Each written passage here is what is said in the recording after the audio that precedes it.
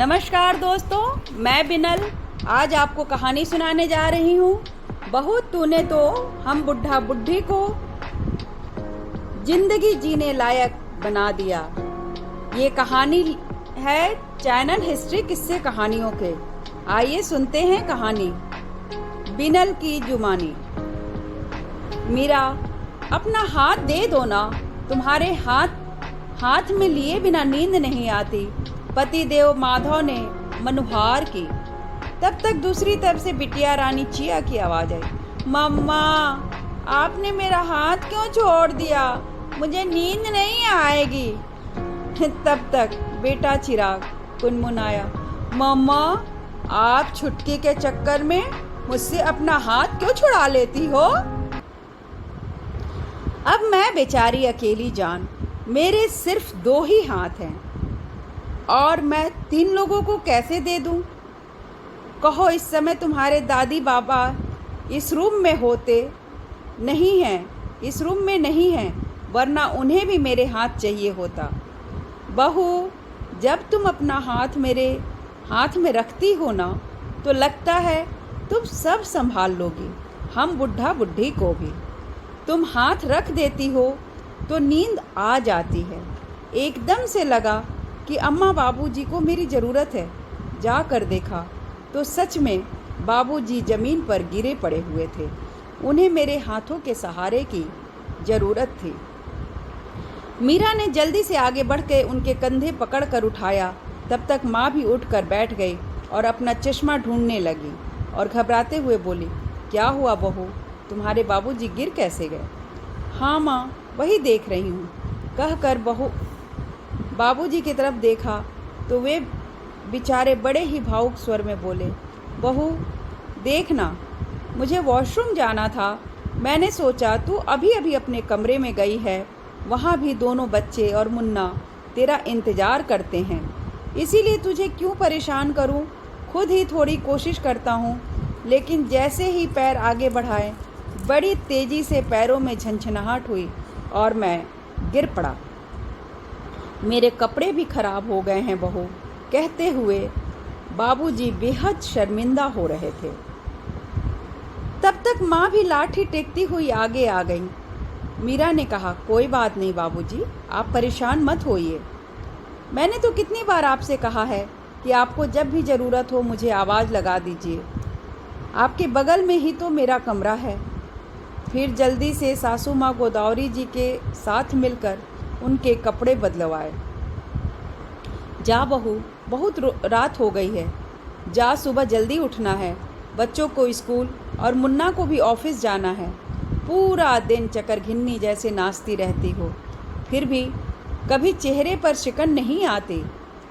फिर धीरे से बोली, बहू बेटा, एक बात कहनी है तुमसे। हाँ हाँ बताइए, क्या बात है माँ जी?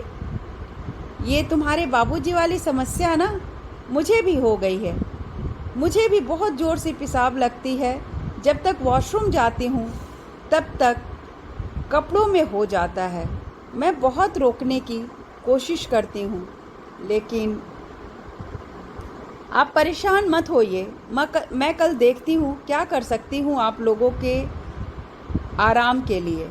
अब आराम से सो भी जाइए, कहकर मीरा अपने रूम में चली गई।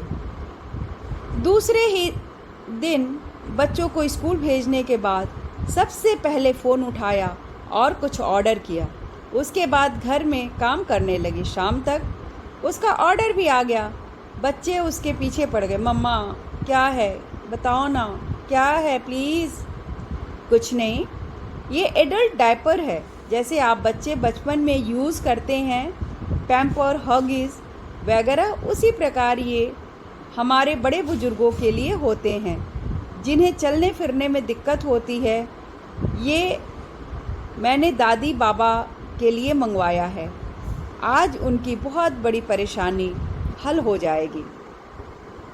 मीरा पैकेट लेकर अपने सास ससुर के कमरे में गई और पैकेट देते हुए बोली, माँ बाबूजी, ये एडल्ट डायपर है, इससे आपकी बहुत बड़ी समस्या हल हो जाएगी। आप लोग कहीं आ जा नहीं पाते और खुलकर घर में भी नहीं रह पाते। इसलिए हर समय कपड़े खराब होने का, सबके सामने शर्मिंदा होने का डर लगा रहता है। अब ये डायपर यूज़ करके आप बेफिक्र होकर अपनी ज़िंदगी जी सकते हैं। मैंने आप दोनों का नाम योगा सेंटर में और सत्संग ग्रुप में लिखवा दिया है। समर वेकेशन में हम पूरी फैमिली के साथ हिल स्टेशन पे तो चलेंगे ही। अब एडल्ट डायपर के साथ कोई चिंता और फिक्र नहीं। आप लोग भी बेफिक्र होकर जिएंगे। ये बात मुझे सबसे ज़्यादा खुशी दे रही है, वरना आप लोगों की ज़िंदगी सिर्फ एक कमरे तक सीमित होकर रह गई थी। कहते हुए मीरा अपने अम्मा बाबूजी को गले लग गई और तीनों के आँख में अश्रुधारा बहने लगी। तो सच में बहू नहीं, हमारा बेटा है, जिसे अपने सास ससुर की सेवा करने में खुशी मिलती है। वरना तो अपना पेट जया बेटा भी अपने माँ पिताजी के लिए इतनी फिक्र नहीं करता। ज़रूर कोई बहुत बड़े पुण्य किए होंगे हमने, जो तू हमें मिली, जिसने हमारी वृद्धा अवस्था को भी जिंदगी जीने लायक बना दिया।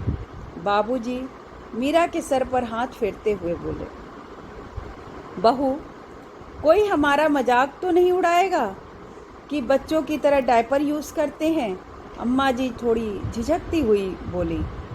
किसी की हिम्मत है जो मेरे अम्मा बाबूजी का मजाक उड़ाए?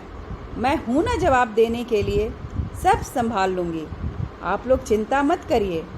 मीरा मुस्कुराते हुए बोली और साथ में पीछे खड़े बच्चे पतिदेव भी हाँ में हाँ मिलाते रहे। मीरा के चेहरे पर अपने अम्मा बाबूजी की इतनी बड़ी समस्या को दूर करने की खुशी झलक रही थी। दोस्तों, आपको मेरी ये कहानी कैसी लगी, आप अवश्य बताएं। आपके कमेंट्स हमें नई कहानियों के लिए प्रेरित करते हैं। Thank you guys, listen my video.